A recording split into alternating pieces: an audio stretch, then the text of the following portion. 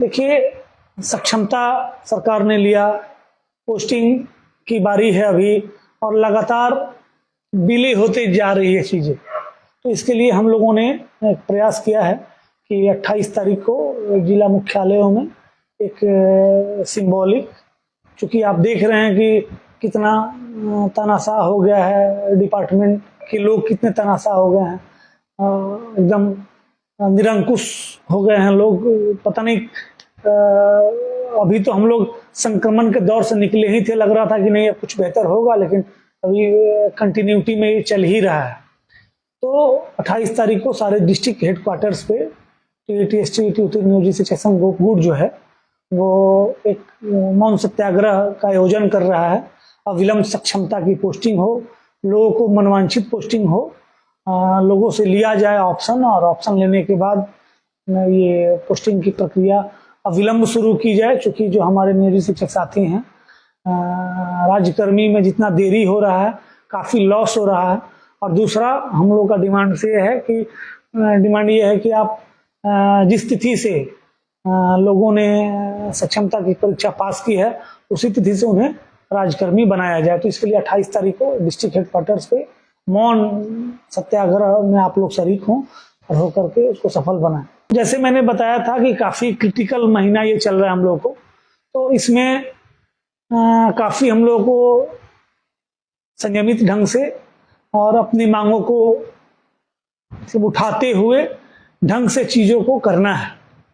क्योंकि ये महीना काफ़ी इम्पोर्टेंट है। मतलब हम तो कहेंगे कि आप सब लोग 28 तारीख वाले कार्यक्रम में प्रमुखता से हिस्सा लें, और काउंट डाउन शुरू है। जितना आप दबाव बनाएंगे उतनी जल्दी आपको रिजल्ट सामने होगा। दूसरा चीज़ मैंने बताया था कि नियोजित शिक्षकों का चाहे वो पोस्टिंग हो या बीपीएससी शिक्षकों का ट्रांसफ़र हो, वो उसके लिए ड्राफ्ट लगभग तैयार है, डिले किया जा रहा है।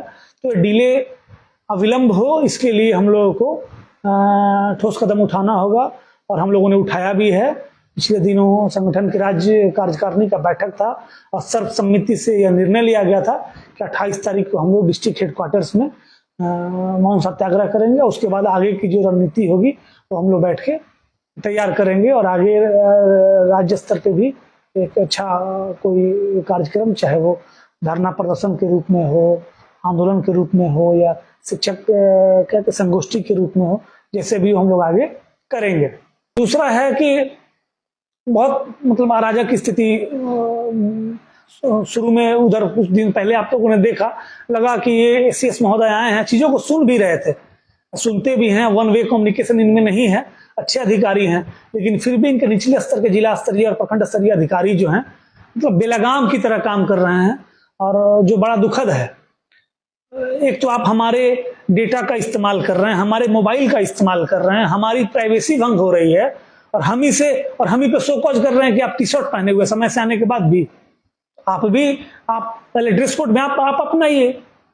हम शिक्षक हैं, हम जो आचरण करेंगे वो हमारे बच्चे करेंगे, तो हम अपने में सुधार कर रहे हैं। तो आप हमारा मॉनिटरिंग अधिकारी हैं, तो आप अपने में सुधार करिए। पहले आप ढंग से सलीकेदार ड्रेस को पहन के आइए, फॉर्मल शॉर्ट पैंट्स आप पहनिए, जब जांच करने आपके आते हैं तो आप वैसा रहिए। फिर हम लोग देखेंगे, हम लोग सीखेंगे, धीरे धीरे हम लोग भी आ जाएंगे।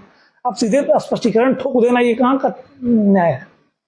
तो सक्षमता पोस्टिंग के लिए हम लोग को आगे आना होगा, आगे आके करना होगा। जितना देर हो रहा है, बहुत नुकसान हो रहा है, अभी हम लोग को समझ में नहीं आ रहा है। ये आगे जाके ये बहुत बड़ा गैप हो जाएगा। जब आप रिटायर करेंगे तब इसकी कमी समझ में आएगी।